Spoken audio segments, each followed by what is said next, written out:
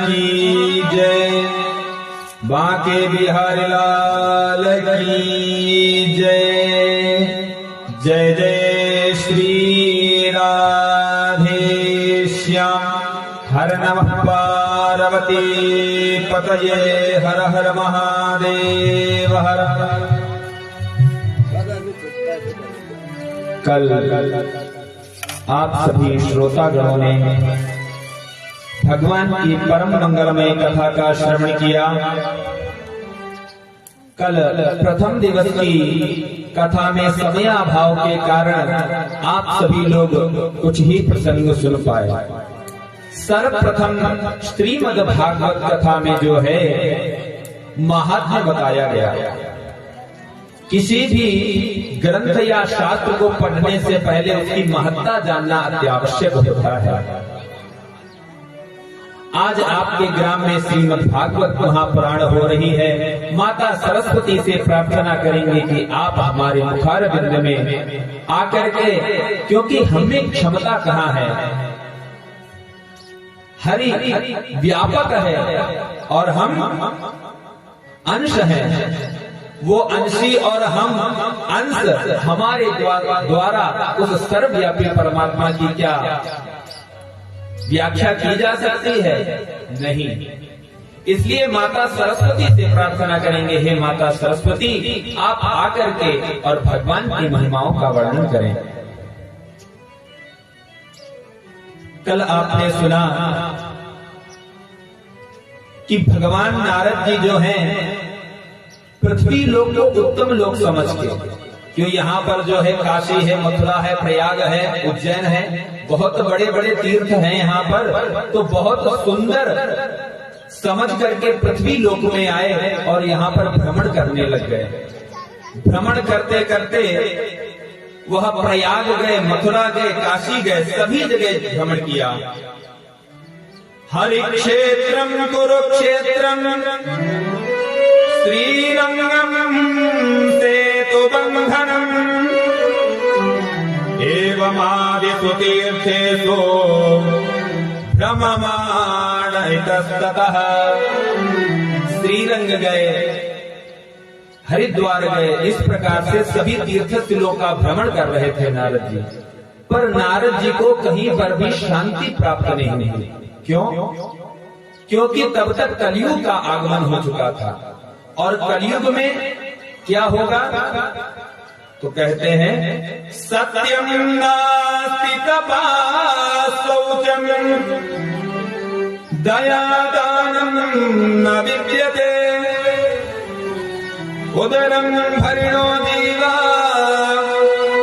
बारका कूटभाषिणः। कलयुग के प्रभाव से सत्यम नास्ति तपः शौचम, कोई भी सत्य भाषण नहीं करेगा। सभी लोग अपना कार्य बनाने के लिए मिथ्या बोलेंगे और कोई भी तप नहीं करेगा, कोई भी दान नहीं करेगा और सभी लोग मन चाहा आचरण करेंगे। तो नारद जी ने तीर्थ स्थलों पे आकर देखा तो वहां पर भी लोग दुष्ट कृत्य ही कर रहे हैं। भ्रमण करते करते नारद जी यमुना तट पर पहुंचे। कहां पर? यमुना तट वृंदावन पहुंचे। वहां पर उन्होंने दूर से देखा कि एक स्त्री, दो वृद्ध पुरुष वहां पर लेटे हैं और उन दो वृद्ध पुरुषों को लेकर के वहां पर रो रही है। तब तक उस स्त्री ने नारद जी को पुकारा, भो भो साधो क्षणं दिष्टा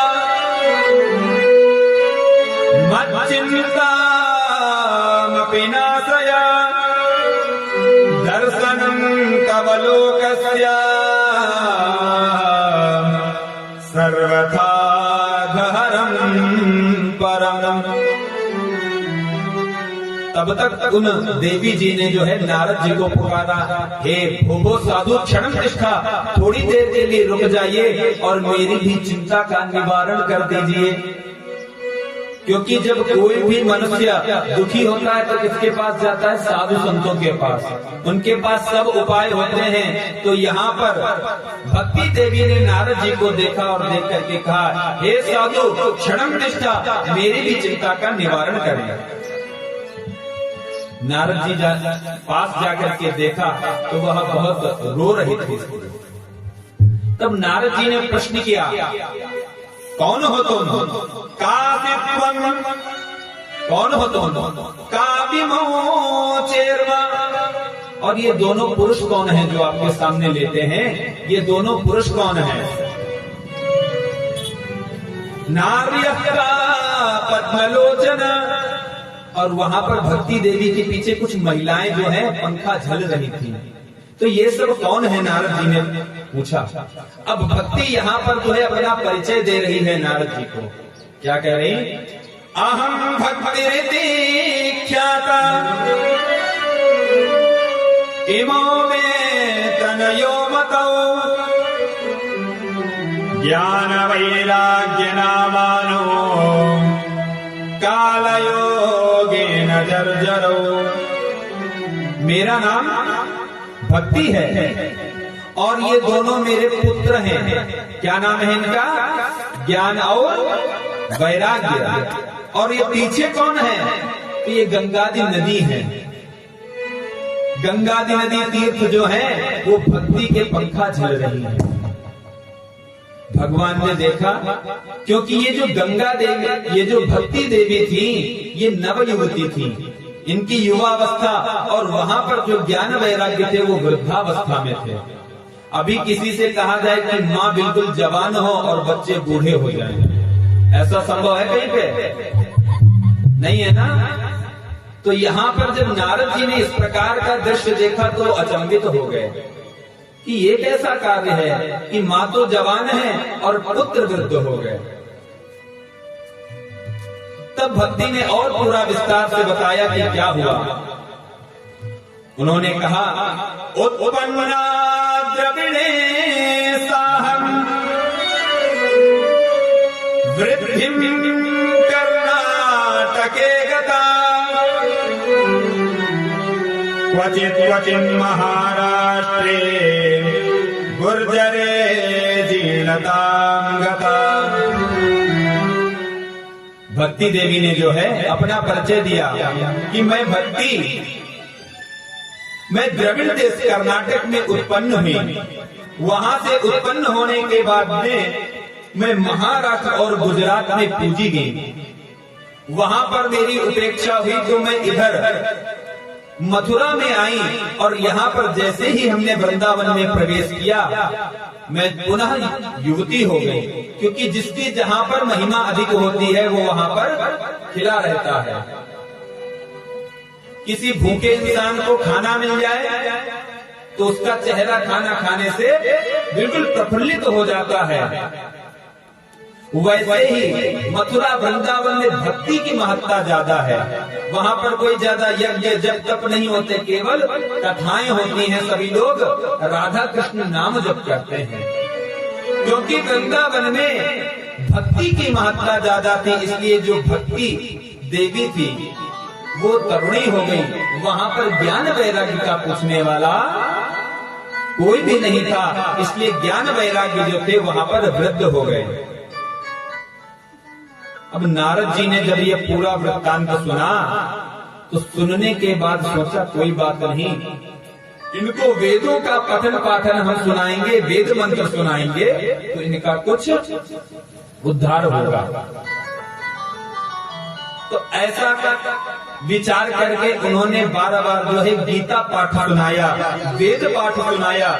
लेकिन गीता और वेद पाठ सुनाने से जितनी देर वेद मंत्र श्रवण करते उतनी देर उनमें ऊर्जा आ जाती, जागृत हो जाते, पुनः वह वृद्ध होकर के सुसुप्ति अवस्था में चले जाते।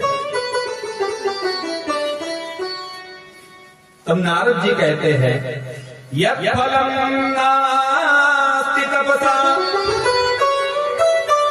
न योगेन समाधिना तत्फलं लभते सम्यक् कलोकेश केशव कीर्तना। क्योंकि सतयुग त्रेता द्वापर 4 युग बनाए गए।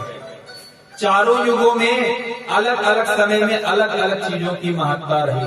सतयुग त्रेता द्वापर में तप की महत्ता रही, यज्ञों की महत्ता रही, अनुष्ठानों की महत्ता रही। लेकिन कलयुग में भगवान की कथा का महत्व है। कलौ केशव कीर्तना। भगवान में जो कलयुग में जो भी भक्त भगवान की कथा श्रवण करता है, भगवान का नाम जप करता है, उसका उद्धार तुरंत होता है। आगे आप कथा सुनेंगे कि ध्रुव महाराज ने 5 वर्ष की आयु में भगवान का ध्यान करके और 5 महीने में ही भगवान को प्राप्त कर लिया।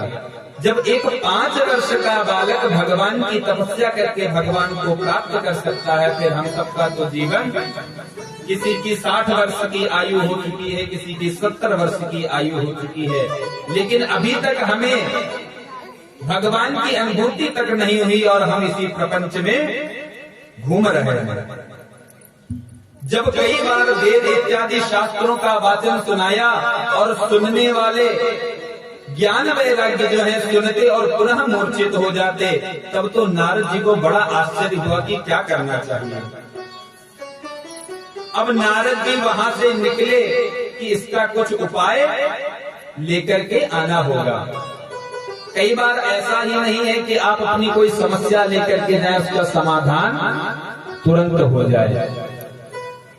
लेकिन यदि आप साधु संत के पास अपनी समस्या को लेकर जाएंगे तो उसका समाधान आपको अवश्य मिलेगा।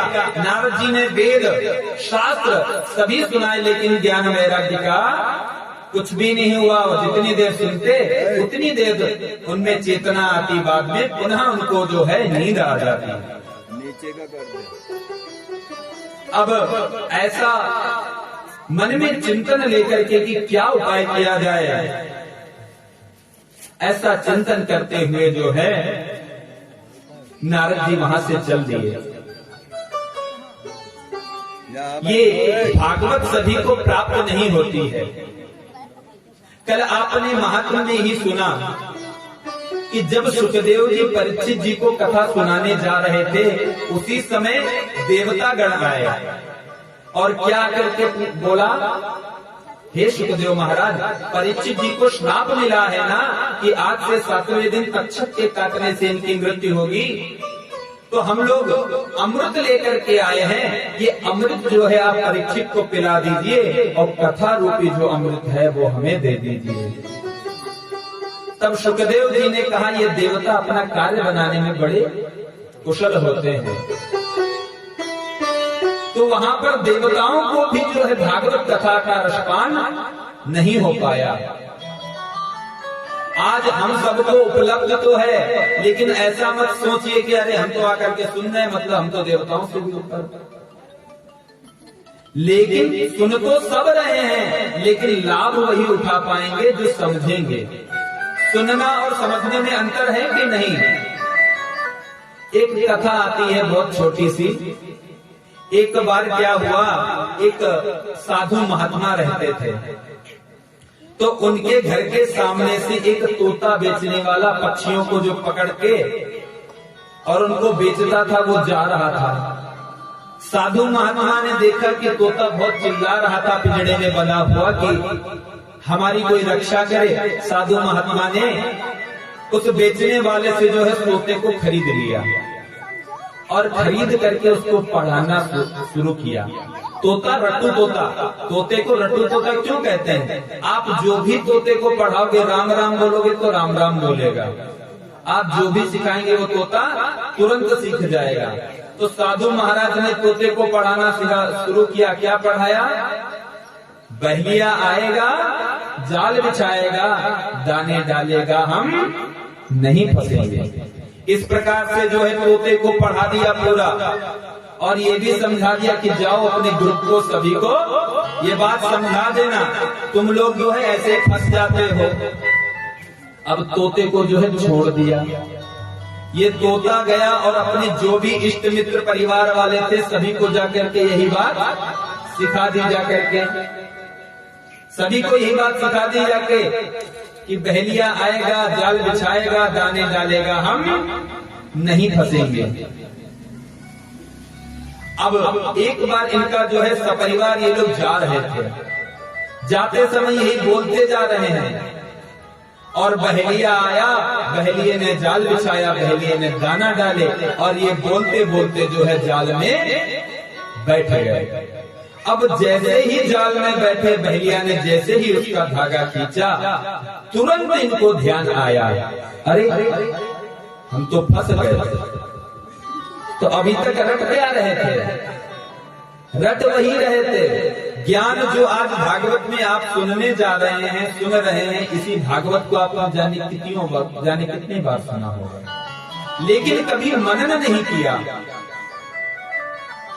कभी मनन नहीं किया कि भागवत में कथाओं का अर्थ क्या है, क्या शिक्षा उसमें बताई जा रही है, क्या शिक्षा हमें ग्रहण करनी है। केवल कथा सुन ली और ये सोचा कथा सुनने से हमारा उद्धार नहीं होगा। अब फिर वहीं से वो जो था बहेलिया वहीं से जा रहा था, ये तोता फंसे। अब फिर जो है साधु जी ने देखा, पूछा क्या बात, हमने तो तुम्हें पूरा पाठ पढ़ाया था ना कि बहेलिया आएगा, जाल बिछाएगा, दाने डालेगा, हम नहीं फंसेंगे। बोला हाँ गुरुजी, पढ़ाया तो पूरा था। फिर गुरुजी समझने में फेल हो गए। क्या समझने में फेर हो गई? रटते तो जा रहे हैं लेकिन समझ नहीं रहे हैं। वैसे ही भागवत सुनने से लाभ नहीं है, सुनने के बाद में उसको समझना है और उसको जीवन में उतारना है। अभी सनातन धर्म में हिंदू या कुछ भी कोई भी रैली हो तो बड़ा सा तिलक लगाकर जय श्री राम, जय श्री राम, जिधर देखो जय श्री राम। हम बहुत बड़े हिंदू हैं, बहुत बड़े सनातनी हैं, और एक गमछा डाल लेंगे जय श्री राम वाला। कहीं कथा हुई, दो चार शब्द बोले या बस हम हिंदू, दो चार पोस्ट डाल दी फेसबुक पे। क्या यही हिंदुत्व है? हिंदुत्व का मतलब ये नहीं, हिंदुत्व का आडंबर मत कीजिए, हिंदुत्व को जिए, हिंदुत्व अपने जीवन में उतारिए। आजकल पता ही नहीं चलता कौन हिंदू कौन क्या। ना तो किसी के मस्तक पर चंदन है, ना तो किसी के शिखा है, ना तो कोई यज्ञोपवीत धारण कर रहा है। कैसे भेद जाना जाएगा? केवल बस हिंदू है। अरे जब हिंदुत्व नहीं आचरण में लाएंगे तो कैसे हिंदू है? इसलिए आज आप सभी से अनुरोध है, केवल कथा को सुनना नहीं है, बल्कि सुनने के बाद में उसका मनन करना है कि आज कथा में क्या बताया गया, इस कथा से हम कौन सी शिक्षा ग्रहण कर सकते हैं जिससे कि हमारा उद्धार हो। क्योंकि शास्त्र एक और बात कहते हैं, नीति शास्त्र का श्लोक आता है, कहते हैं पठकः पाठकश्चैव अन्ये च शास्त्रचिन्तका सर्वे व्यतिना मूर्खा यक्रियावान् स पंडितः। पठकः पाठकश्चैव, पढ़ने वाले और पढ़ाने वाले। आजकल आपने देखा होगा घरों में रामचरितमानस रोज सुबह शाम बहुत लोग पाठ करते होंगे। पठका पढ़ना पढ़ाना, अन्य जो शास्त्र चिंतका और शास्त्रों की बात करने वाले। अभी आप उस चौराहे पे पहुंच जाओ तो कोई राम जी के विषय में बोलेगा, कोई कृष्ण जी के, कोई हिंदुत्व के विषय में बोलेगा, बहुत सारी बातें करेगा। लेकिन ये सब क्या है? व्यसन। व्यसन मतलब समझते हैं? किसी को मसाला खाना अच्छा लगता है, एक ये भी व्यसन है। किसी को सोना अच्छा लगता है, वो दिन भर सोते ही रहे। किसी को खाना अच्छा लगता है, वो वैसे ही किसी को बहस करना धर्म पर, अरे राम जी कृष्ण जी ये वो। तो ये सब क्या है? व्यसन है। और वास्तविकता क्या है? जो जीवन में उतारे। पठकः पाठकश्चैव अन्ये च शास्त्रचिन्तकाः सर्वे व्यसनिना मूर्खाः, इन सबको मूर्ख आ गया। सर्वे व्यसनिना मूर्खाः यः क्रियावान स पंडित है, जो क्रियावान है। क्योंकि रामायण में ये कहा गया सुबह उठना है, माता पिता के पैर छूना। जो राम जी ने किया है वो करने से उद्धार होगा, या सुबह शाम रामायण पाठ करने से? बताइए, आप लोग बताइए। अभी सुबह पता चला कि रामायण पाठ किया और उधर किसी से युद्ध करके आया, ऐसे काम चलेगा? हैं? इधर सुंदरकांड पाठ किया, उधर सुंदर ढंग से लड़ाई करके आया है। तो ऐसा नहीं है। भगवान की कथा का श्रवण करना है और श्रवण करने के बाद में अपने जीवन में उतारना है। तो यहाँ पर नारद जी ने बहुत प्रयास किए, लेकिन सभी प्रयास जो है विफल हुए और वहां से जो है कुछ उपाय ढूंढने के लिए नारद जी वहां से निकले तो वहां पर जैसे ही थोड़े आगे पहुंचे, वहां पर उनकी भेंट किससे हुई? सनक सनंदन सनातन सनत कुमार, ये 4 भाई हैं। ये नारद जी के ही बड़े भाई हैं। क्यों? क्योंकि ये ब्रह्मा जी के मानस पुत्र हैं। आगे जब आप अवतारों की कथा सुनेंगे तो उसमें आएगा। तो जाते हुए इन्होंने देखा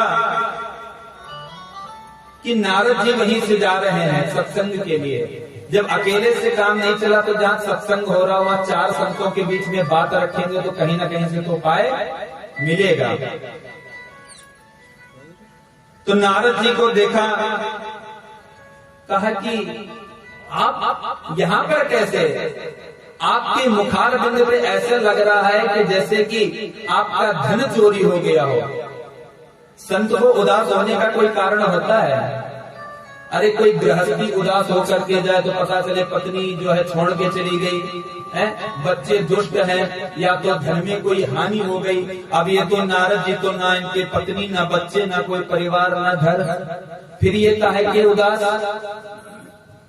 तो जब सनत कुमारों ने देखा नारद जी को, अरे नारद जी आप इस प्रकार से उदास क्यों घूम रहे हैं? ऐसा लग रहा है कि जैसे आपका सारा धन किसी ने लूट लिया हो। आप तो साधु हैं, आप तो संत हैं, ना तो आपकी पत्नी, ना धन, ना वैभव, आपका कौन क्या लूट सकता है? तब नारद जी ने पूरा वृत्तांत सुनाया कि मैं पृथ्वी लोक को उत्तम लोक समझ के मैं भ्रमण करने गया। वहां पर मैंने यमुना के तट पर वृंदावन में ये दृश्य देखा कि वहां पर जो है देवी भक्ति के 2 पुत्र वहां पर जो है वृद्धावस्था में पड़े हुए हैं। हमने उनको वेद वेदांत सब सुनाए, लेकिन फिर भी उनका कुछ भी उद्धार नहीं हुआ। तब वहां पर जो है सनकादि ऋषियों ने नारद जी को श्रीमद् भागवत कथा का जो है साप्ताहिक प्रवचन किया। एकदा हि विशालायाम चत्वार ऋषयो मला सत्संगार्थं समायाता ददतो तत्र नारदम्। अब वहां पर जो है यद्यपि, क्योंकि ये ब्रह्मा जी के पुत्र हैं नारद जी, ऐसा नहीं कि भागवत नहीं जानते, भागवत तो जानते थे, लेकिन सप्ताह श्रवण की विधि जो है ये सनत कुमारों ने जो है नारद जी को बतलाई। तो इस सप्ताह श्रवण विधि के द्वारा भगवान का नित्य प्रति पूजन करके 7 दिन जो श्रद्धा भक्ति के साथ भगवान की कथा श्रवण करता है, उसके सभी प्रकार के कष्ट दूर हो जाएंगे। आगे आप महात्म्य में सुनेंगे किस प्रकार से दुष्ट धुंधकारी का उद्धार हुआ। तो इस प्रकार से जो है हरिद्वार के वहां से जो है फिर हरिद्वार के तट पर आए, आनंद नाम का तट, वहां पर जो है सनकादि ऋषियों ने नारद जी को साप्ताहिक भागवत सुनाई। साप्ताहिक भागवत श्रवण करने के बाद में वहां और भी संत ऋषि महात्मा ऋषिगण सभी लोग आए और सभी ने श्रद्धा भक्ति के साथ श्रीमद् भागवत कथा श्रवण की। साप्ताहिक कथा श्रवण करने के बाद नारद जी पुनः वापस लौटे। कई लोगों के मन में प्रश्न आता है कि इस कथा का श्रवण कब करना चाहिए, है ना? इसका कोई तिथि मुहूर्त नक्षत्र भी होता होगा। तो यहाँ पर जो है सनकादि ऋषि नारद जी को कहते हैं, क्या कहते हैं सदा सेव्या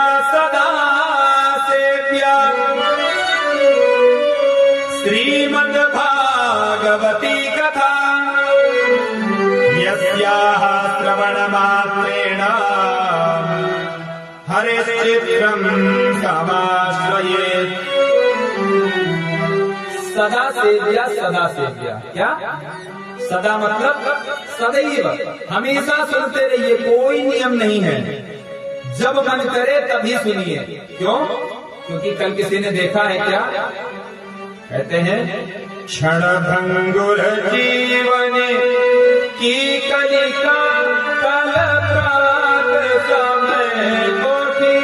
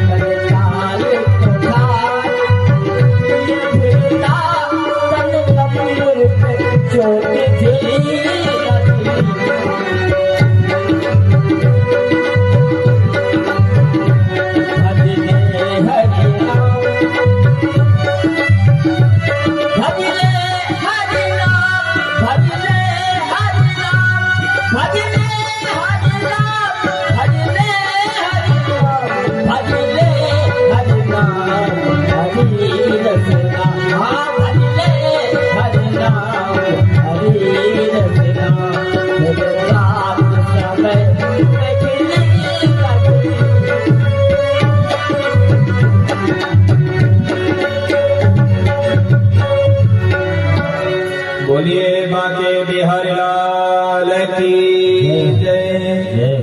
क्योंकि हमारा जीवन क्या है? क्षण भंगुर है।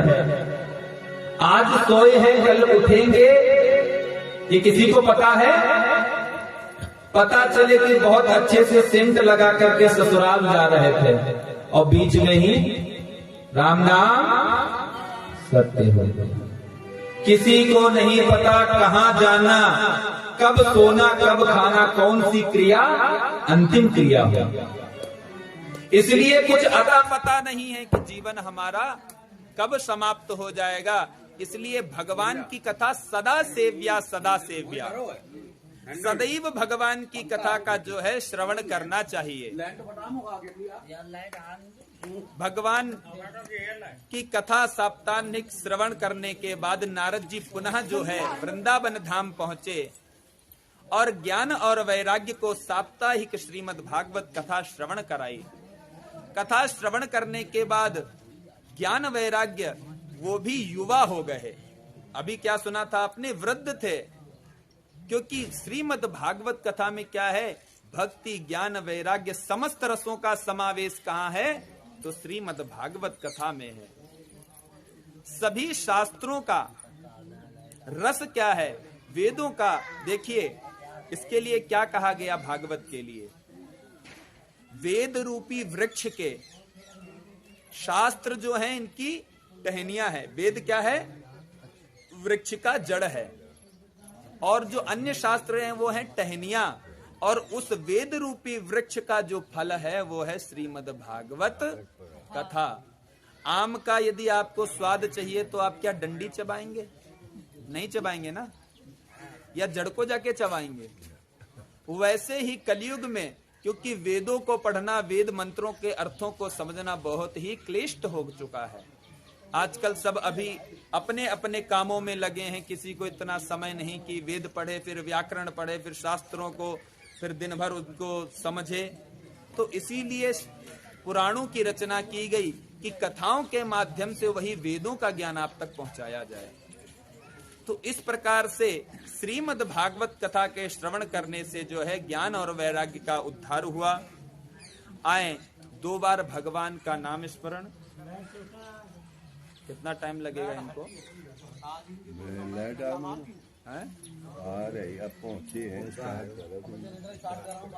आए 2 बार भगवान का नाम संकीर्तन। माइक चालू हो जाए। 2 बार भगवान का नाम संकीर्तन। नाम संकीर्तन क्यों करना, बताइए नाम संकीर्तन की आवश्यकता क्या है?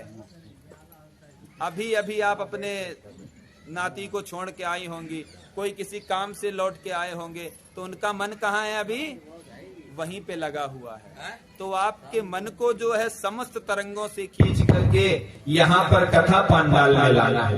क्या आपका मन अपने अपने कामों में लगा हुआ है, तो आपका जो मन है वो खींच करके कहाँ लाना है? कथा पंडाल में लाना है। इसलिए भगवान का नाम सभी लोग स्मरण करेंगे।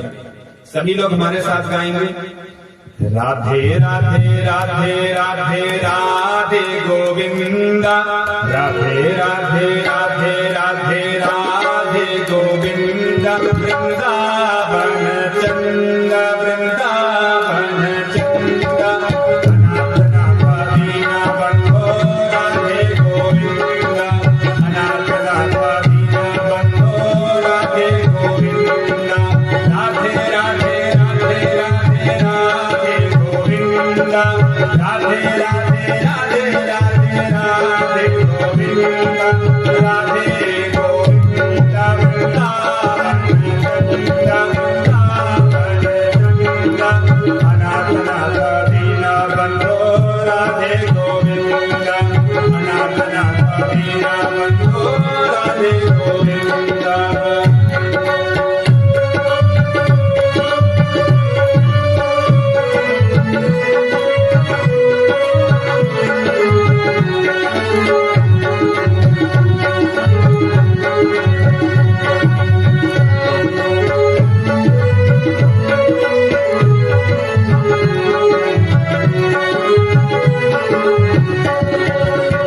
कुमारा नवनित चोरा राधे गोविंदा, नंद कुमारा नवनित चोरा राधे गोविंदा, राधे गोविंदा राधे गोविंदा, वृंदावन चंदा वृंदावन चंदा, अनाथ नाथ दीना बंधो राधे गोविंदा, अनाथ नाथ दीना बंधो राधे गोविंदा।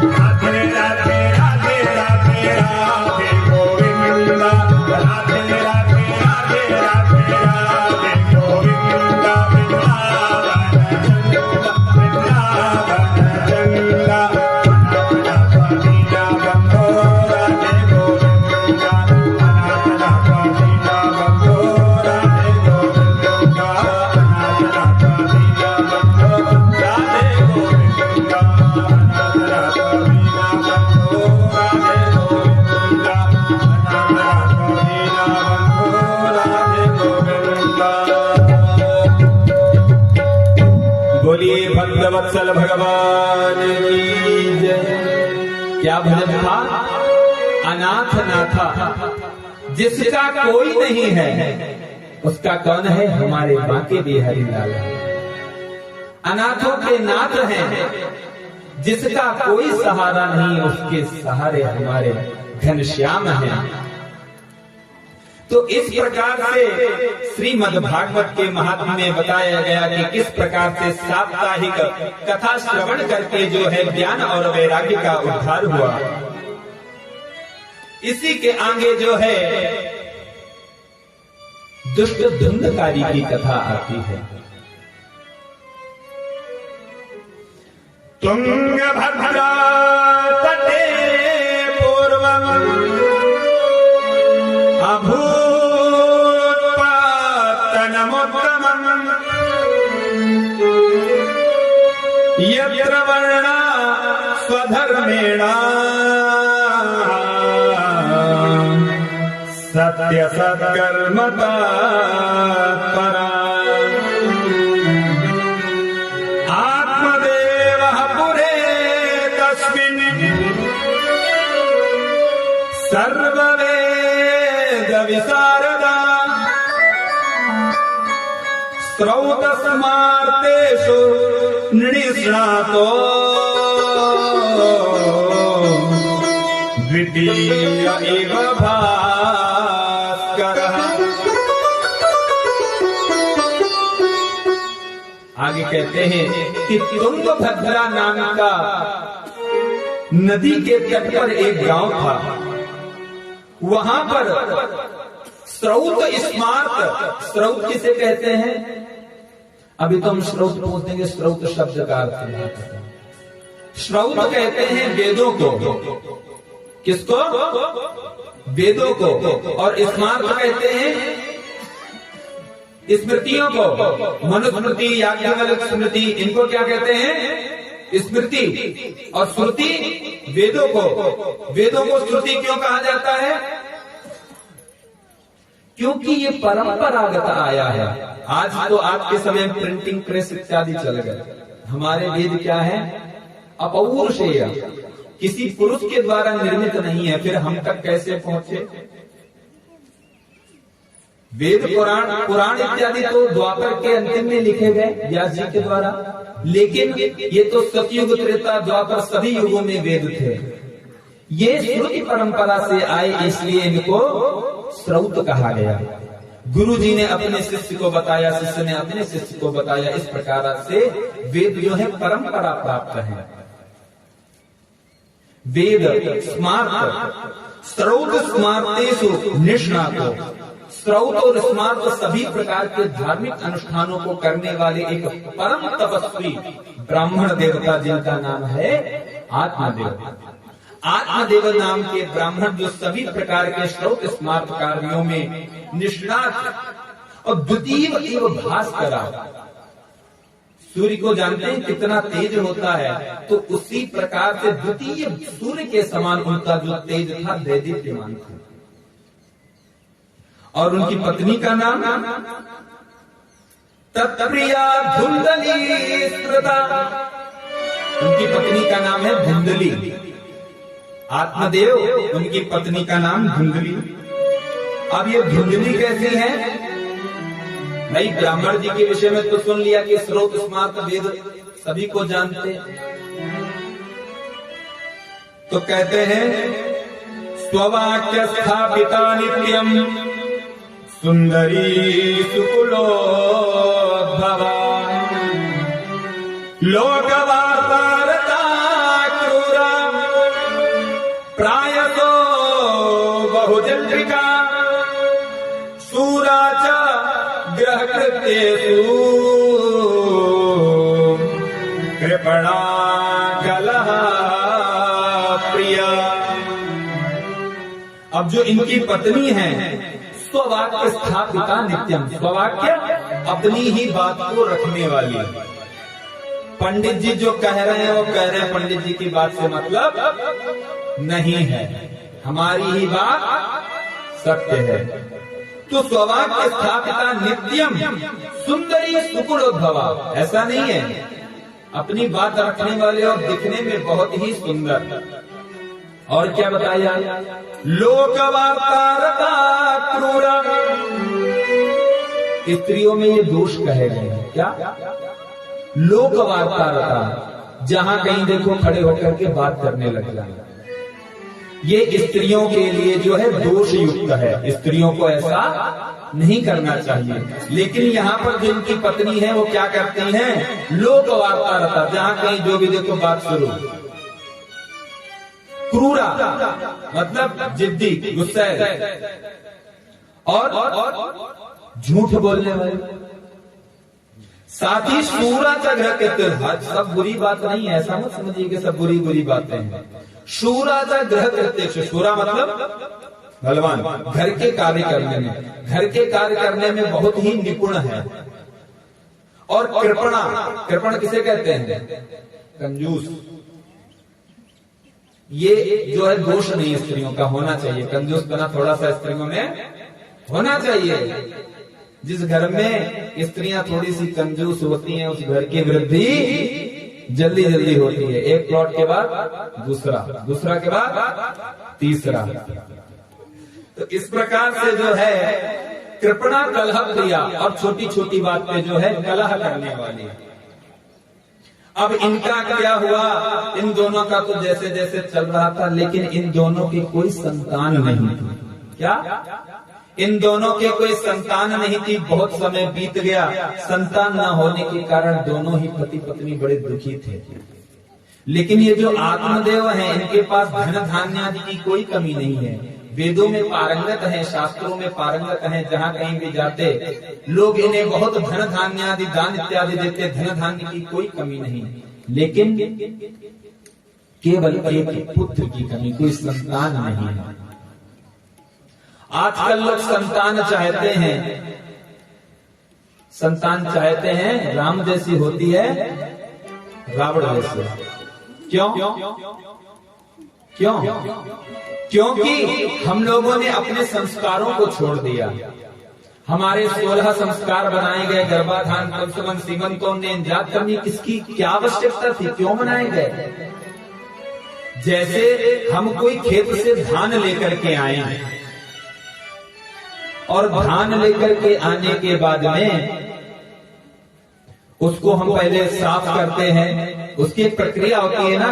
धान को लाए, उसको साफ किया, उसको पिसाया जा करके, फिर उसको जो है पानी डाल के उसको बनाया, गूथा, फिर उसको बेला, फिर उसको तवे पे जाके सेका, तब वो खाने के योग्य हुई। वैसे ही ये जो मनुष्य होता है ये अपने पिछले जन्म के कर्मों से जुड़ी हुई चीजें लेकर के आता है। मान लीजिए पिछले जन्म में थोड़ा सा पापी, कहते हैं ना, भाग्य लेकर के आया, ये तो जन्म से ही ऐसा है। तो कहां से आया? तो पिछले जन्म से वो चीजें लेकर के आया है। ठीक है, पिछले स्टॉप से इस स्टॉप तक लेके आया। और यदि यही स्टॉप नहीं करेंगे तो अगले स्टॉप तक अपने आप पहुंच जाएगी। तो ये संस्कार इसलिए बनाए गए जो पिछले दोष रह गए हों, उन सभी दोषों का शमन के लिए गर्भ में ही संस्कार किया जाता है। गर्भाधान पुंसमन सीमंतोन्नयन जात कर्म क्यों किए जाते हैं? क्योंकि ये जन्म लेने वाला जो बच्चा है इसमें किसी भी प्रकार के दोष न रह जाएं और ये सुसंस्कारित होकर के अपने परिवार का, अपने कुल का, अपने समाज का उद्धार करे, नाम रोशन करे। लेकिन हम सब क्या है, संस्कारों को हमने भुला दिया तो बच्चों ने हमारे कुल की मर्यादा को भुला दिया। बात सही है कि नहीं? यदि आप अपने बच्चों को संस्कार नहीं देंगे तो क्या आपके कुल की मर्यादा और वैभव का ख्याल रखेंगे? जब आपने कभी उनको समझाया ही नहीं, उनको बताया ही नहीं कि हमारे कुल का गौरव क्या है। जैसे क्षत्रियों में दिखाते हैं कि तुम्हारे दादाजी थे, ये तुम्हारे बाबा जी थे, इन्होंने समाज में ऐसा किया, ये युद्ध जीते, तो उनमें भी एक शूरवीरता आती है। लेकिन यहाँ पर कुछ भी नहीं, अपनी परंपराओं को लोग भूल रहे हैं तो क्या होगा? इसी प्रकार से कुल का नाश होगा। यहाँ पर इन्होंने भी पुत्र चाहा कि हमारे कोई संतान हो जाए जो हमें कम से कम मरने के बाद पिंड दान इत्यादि कर दे। आज तो ना जनेऊ, न शिखा, न चंदन, बस यदि घर का कोई आदमी मर गया जाके जला दिए, राम नाम सत्य है, उनसे हमारा जो है खत्म। पहले जो है मर जाते थे जो लोग, उनका वार्षिक पिंडदान किया जाता था, उनके निमित्त कुछ किया जाता है। आजकल मतलब अरे जीते जी नहीं पूछ रहे हैं तो मरने के बाद की तो बात ही खत्म है। अब ये तो बड़े दुखी हुए कि हमारे कोई संतान नहीं। एक बार इन्हें बड़ा ही कष्ट हुआ और इन्होंने सोचा ऐसा क्या है, धन धान्य आदि तो सब कुछ है हमारे पास, यदि कोई संतान नहीं तो ऐसा जीवन पा करके हम क्या करेंगे? तो वो अपना शरीर आत्महत्या करने के लिए चले गए। वैसे तो ये बहुत ज्ञानी है, लेकिन जब कष्ट आता है तो सभी ज्ञान जो है धरा का धरा रह जाता है। अब ये आत्महत्या करने गए कि हम ये अपना शरीर छोड़ देंगे। जाते समय रास्ते में इनको संत देवता के दर्शन हुए। अब जहां संत के दर्शन आपको हो जाए, संत से मिलना जहां पर आपका हो जाए, समझिए वहीं से समस्या का समाधान हो गया। अब संत जी मिल गए, बोले अरे ब्राह्मण देवता आप कहाँ जा रहे हैं? बोले महर्षि हम तो जो है बहुत ही दुखी हैं, अब मैं जीना नहीं चाहता हूँ, मैं शरीर को छोड़ देना चाहता हूँ। अरे आप तो कोई बहुत तपस्वी ब्राह्मण जान पड़ रहे हैं और आप इस प्रकार से क्यों छोड़ने जा रहे हैं अपना? अरे हमारे संतति नहीं है। तब तक जो ऋषि थे उन्होंने इनकी मस्तक से रेखा पढ़ गई, देखा कि इनके 7 जन्मों तक कोई भी संतति नहीं है। 7 जन्मों तक कोई भी इनके संतति नहीं है। अब जैसे ही ब्राह्मण देवता को बतलाया कि आपके तो 7 जन्म, अभी तक तो थोड़ा कम दुख था, अब तो और दुख भर गया। रे हम तो इसी जन्म को लेकर के दुखी थी, महाराज जी तो कह रहे कि 7 जन्मों तक नहीं है। आप किसी के पास लेकर के अपना दुख पहुंचे, पंडित जी एक टांग टूट गई है, पंडित जी कहें बस रुक जाओ दूसरी भी टूटने वाली है, तब क्या करोगे? तो यहाँ पर तो एक जन्म का दुख लेकर के पहुंचे थे। महाराज जी ने कहा 7 जन्मों तक कोई भी संतान नहीं है आपके। अब तो ये अभी तक तो हम दूर जा रहे थे मरने, अब तो आपके चरणों में ही हम अपना देह त्याग कर देंगे। अब तो महात्मा जी ने कहा हम पर केस हो जाएगा है कि वहां पर आप क्या कर रहे थे भैया? जब वो अपना शरीर त्याग कर रहे थे आप क्या कर रहे थे? तब बड़ी बहुत मनाया, लेकिन ये नहीं माने। अब तो हम जो है अपना शरीर छोड़ करके रहेंगे। तब महात्मा जी ने अपनी झोली से फल निकाला और फल निकाल करके उन ब्राह्मण देवता को दिया जा करके कि हे ब्राह्मण देवता, ये ले जा करके आप अपनी पत्नी को खिला देना और पत्नी इसको खाने के बाद कुछ नियमों का पालन करेगी तो उसको एक सुयोग्य अच्छा पुत्र संतति प्राप्त होगी जिससे तुम्हारा वंश चलेगा। अब ये ब्राह्मण देवता अपने घर पर लौटे और घर पर लौट करके अपनी पत्नी को फल दिया। पत्नी को फल दिया कि आज मैं जा रहा था, हमें रास्ते में एक संत जी मिले और संत जी ने प्रसाद स्वरूप ये फल दिया और इसको खाने से जो है तुम्हें संतान की प्राप्ति होगी। अब ये हाथ में फल को ले, क्योंकि इसके ये क्या था, बहुत कलह करने वाली, बहुत ज्यादा सोचने वाली, तो इसने हाथ में फल लिया और विचार करना शुरू कर दिया। क्या विचार किया? जो लोग दुष्ट होते हैं ना, उनकी बात का कोई आधार नहीं होता। अब इसने हाथ में फल लिया और विचार करना शुरू कर दिया कि यदि मैंने ये फल खा लिया तो कुछ समय में मैं गर्भवती हो जाऊंगी, मेरा पेट बड़ा हो जाएगा, अब मैं जो अभी अच्छा अच्छा खाना खा रही हूँ वो खाना खाना भी बंद हो जाएगा, मैं चल भी नहीं पाऊंगी। और अचानक से मान लो घर में चोर आ गए, चोरों ने आकर के घर में आग लगा दी तो हम तो दौड़ भी नहीं पाएंगे, यहीं पे जल के स्वाहा हो जाएंगे। और ये सब भी कुछ नहीं हुआ, हमारा तो पेट बड़ा हो जाएगा, हम एक साइड में पड़े रहेंगे और जो हमारी नंद है वो आएगी और पूरा घर की साफ सफाई करके चली जाएगी। अब इस प्रकार से विचार करने लग गई कि क्या करें क्या करें। इन्होंने अपनी बहन को बताया पूरा वृत्तांत, इनके पास पैसा बहुत था। तो बहन ने कहा कि ठीक, हमारे पुत्र होने वाला है, हम अपना पुत्र आपको दे देंगे, उसके बदले थोड़ा सा जो है, थोड़ा सा धन हमको दे देना। इसने कहा ठीक है। ये नाटक करती रही कि मैं गर्भवती हूँ और इधर बहन ने कह दिया कि ठीक है मैं अपना पुत्र तुम्हें दे दूंगी। बहन ने कहा ये फल साधु देव ने दिया है ना, देख लेते इसमें कितनी शक्ति है। तो इनका घर इतना वंशहीन था कि इनके घर में जो गाय थी उस गाय के भी कोई बछड़ा नहीं हुआ था। बोले यदि इस फल में इतनी ही तपस्या है तो गाय को खिला दो, देखते हैं गाय के कुछ होता है कि नहीं। कुछ समय बाद जो है अपनी बहन का पुत्र लेकर के इसने कहा, तब तक नाटक किया रहा कि मैं गर्भवती हूँ। और बहन का पुत्र जैसे हुआ वो बहन को भी साथ में अपने घर पे रखने लग गई कि थोड़ी हेल्प होगी। और जैसे ही उसके पुत्र हुआ और उसने हाथ में लेकर के सूचना पहुंचवा दी, क्योंकि ये तो ब्राह्मण देवता अन्य अन्य कार्यों से बाहर भ्रमण करते रहते थे, इनको सूचना पहुंचवा दी कि जो है हमारे पुत्र रत्न की प्राप्ति हुई। और उसी समय जो है गाय के भी जो है एक पुत्र उत्पन्न हुआ, गाय के भी। और गाय का पुत्र कैसा, पूरा शरीर तो इंसान का और कान गाय के जैसे। अब नामकरण का समय आया तो आत्मदेव जी ने कहा हमारा पुत्र है, मेरा नाम है आत्मदेव, हमारे लड़के का नाम होना चाहिए ब्रह्मदेव। अब धुंधली आ गई, अरे अरे 9 महीने पाला हमने, पालन पोषण हम करेंगे और नाम तुम अपना रखोगे, ऐसा नहीं हो सकता। हमारा नाम धुंधली और हमारे लड़का का नाम धुंधकारी। तो इन्होंने अपने लड़का का नाम रख दिया धुंधकारी। उधर गाय से जो उत्पन्न हुआ, क्योंकि गाय के द्वारा उत्पन्न हुआ, इसलिए उनका नाम गोकर्ण पड़ा। बोलिए गोकर्ण महाराज की जय। अब जैसे जन्म की स्थिति होती है वैसे ही कर्म भी बनते हैं। अब जैसे ही थोड़ा समय बीता, ये दोनों ही भाई जो है बड़े होने लग गए। कि कालेन तौ जातौ तरणो तनयानुभौ गोकर्णा पंडितो ज्ञानी धुंधकारी महाखलः।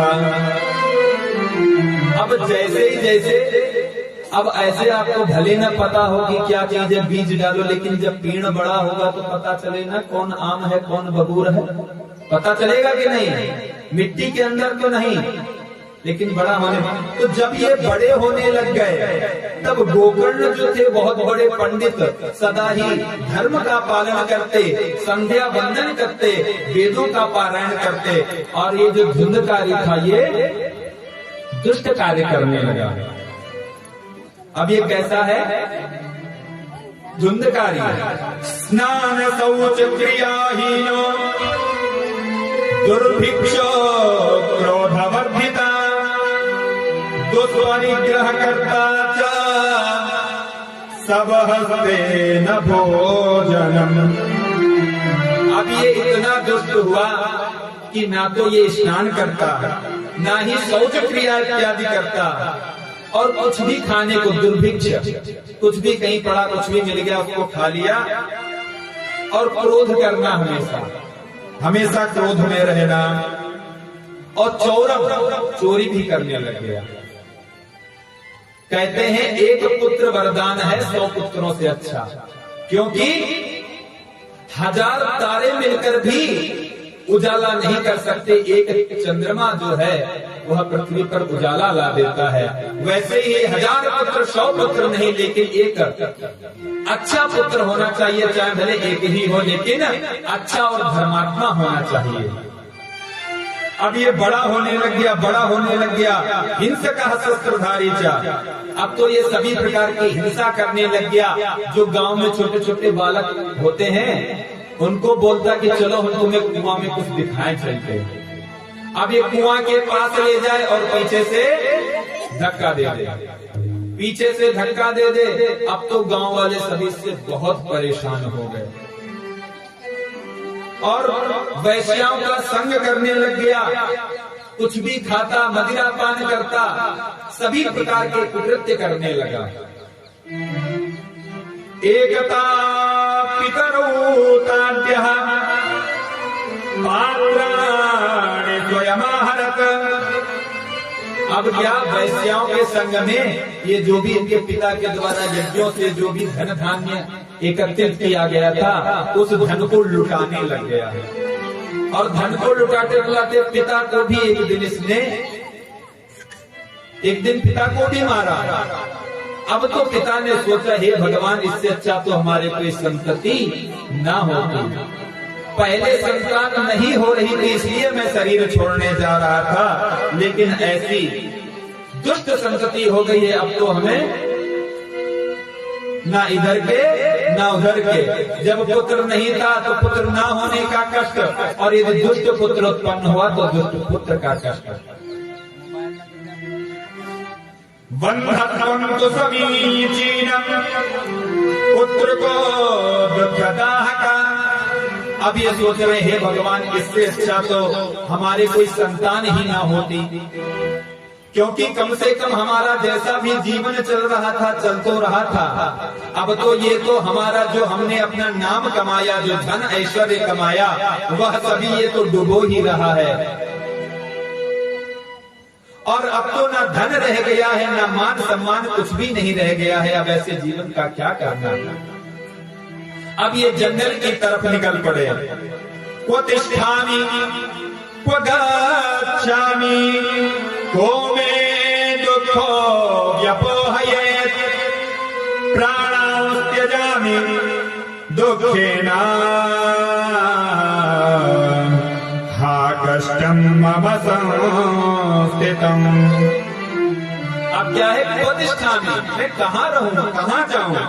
कौन है जो मेरे कष्टों का निवारण करेगा? कौन है? जब ऐसा चिंतन करने लग गए तब इन्हें समझ में आया कि हमारा अब यहाँ पर कुछ भी नहीं है, हमें तो है अपना इस शरीर को त्याग देना चाहिए। इनके जो बड़े भाई गोकर्ण जी पहले से ही जंगल में रहते हैं, तपस्या करते हैं। आत्मदेव जी जंगल की ओर गए और वहीं पर जो है उनको गोकर्ण जी मिल गए। तब वहां पर पुत्र गोकर्ण जी ने आत्मदेव जी को जो है ब्रह्म ज्ञान दिया। ऐसा नहीं है कि पिता ही, क्योंकि हमारे शास्त्रों में ब्राह्मण ज्ञान से, क्षत्रिय बल से, वैश्य धन से और शूद्र वर्ग आयु से बड़ा माना जाता है। क्या? ब्राह्मणों में ज्ञान से, क्षत्रियों में बल से, क्षत्रियों में बल से और वैश्यों में धन से और शूद्रों में आयु से बड़ा माना जाता है। यहाँ पर जैसे ही अपना शरीर छोड़ने के लिए गए, वहां पर गोकर्ण जी ने इनको ज्ञान दिया। क्या कहा? देहे श्रीमान सुरधरे भीमतिम त्यजतो जाया सुता विसुसदा ममतां विमुञ्चा पश्यामि जगविदं क्षणभङ्गनिष्ठम् वैराग्यरागरसिको भवभक्तिनिष्ठा। क्या अभी तक आप इसी देह स्थित मांस रुधिर के जो शरीर में अभी तक आपकी मोह माया खत्म नहीं हुई? क्या आप जान नहीं रहे कि ये पत्नी पुत्र ये सब नाशवान है, केवल माया के निमित्त मात्र हैं? आप अभी भी उनके कष्ट में आकर के आप अपना शरीर क्यों त्याग रहे हैं? क्योंकि ये शरीर माध्यम खलु धर्म साधनम। हमें शरीर क्यों मिला? कभी आपने सोचा? ये हमें शरीर धर्म करने के लिए मिला। शरीर माध्यम खलु धर्म साधनम। इस शरीर से हमें धर्म करते हुए, पुण्य कर्म करते हुए उस परमात्मा की प्राप्ति करनी है। तो कोई भी सांसारिक कोई दुख आने के कारण इस शरीर का त्याग नहीं करना चाहिए, क्योंकि इस शरीर का उद्देश्य ही भिन्न है। तो यहाँ पर जो है गोकर्ण जी ने अपने पिता को जो है उपदेश दिया, और आत्मदेव जी ने जो है अपना सारा दुख छोड़ करके वो भी जंगल में जो है भगवान का भजन करने चले गए। इसके बाद में जो है परम स्वतंत्र न सिर पर जब व्यक्ति स्वतंत्र हो जाता है तब उसको, और अभी तक तो थोड़ा सा कुछ चिंता थी, अब तो घर में पिता नहीं माता बची, अब तो माता को मारना प्रारंभ किया। माता को मारा, मार मार करके जितना भी धन था सभी जाकर के लुटा दिया, सभी जाकर के लुटा दिया। अब माता से कहता है और धन कहाँ है? माता ने कहा जितना धन तो था वो तो हम सब तुम्हें दे चुकी है, अब हमारे पास धन नहीं बचा। फिर भी ये माता को मारता है, नहीं नहीं कहीं तो धन छुपा है। पिताश्री ने बहुत धन इकट्ठा किया था, कुछ तो छुपाया होगा।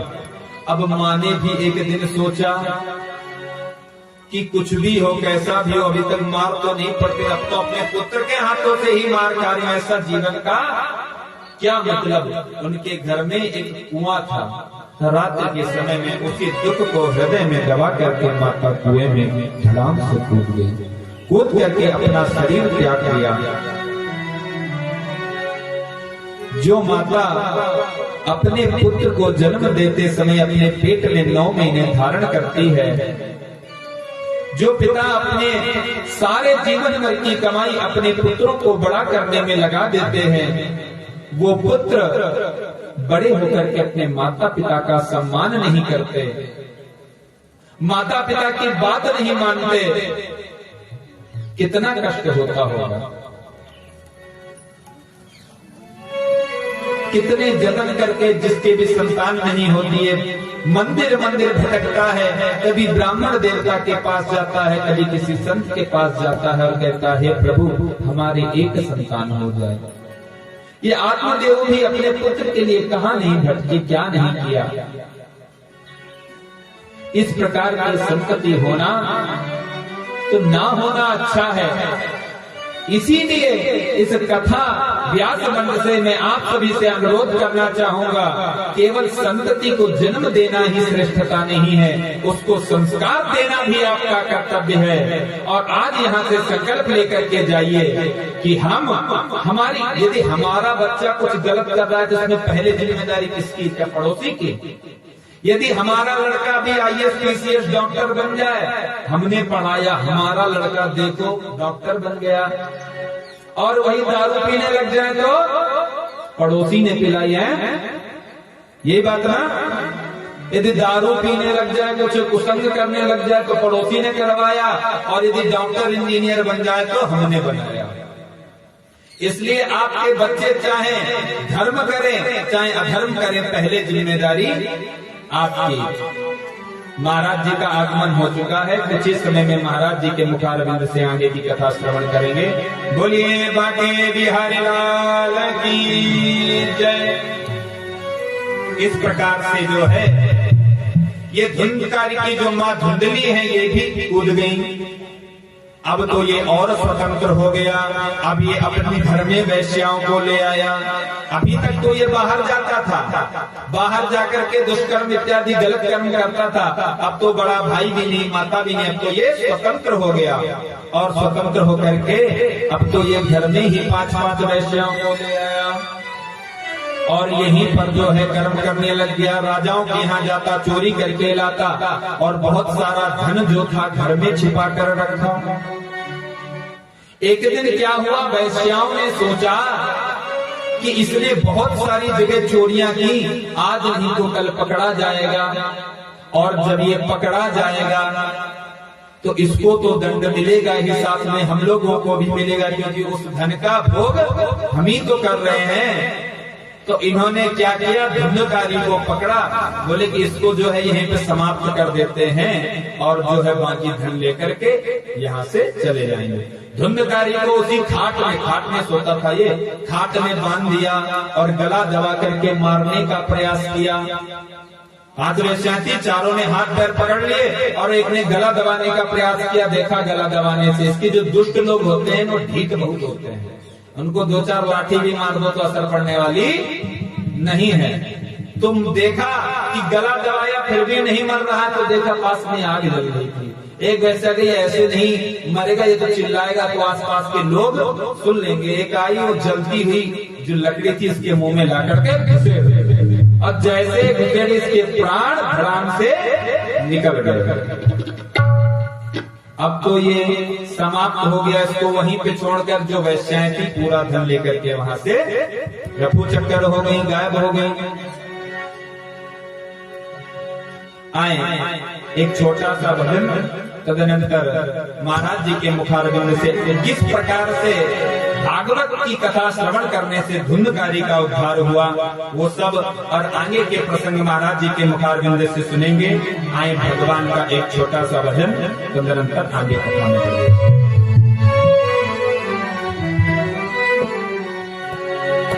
श्री राधे गोविंदा मन भजले हरि का प्यारा नाम है। श्री राधे गोविंदा मन भजले हरि का प्यारा नाम है। श्री राधे गोविंदा मन भजले हरि का प्यारा नाम है। गोपाला हरि का प्यारा नाम है, नंदलाला हरि का प्यारा नाम है। श्री राधे गोविंदा मन भजले हरि का प्यारा नाम है। राधे गोविंदा राधे गोविंदा मन भजले हरि का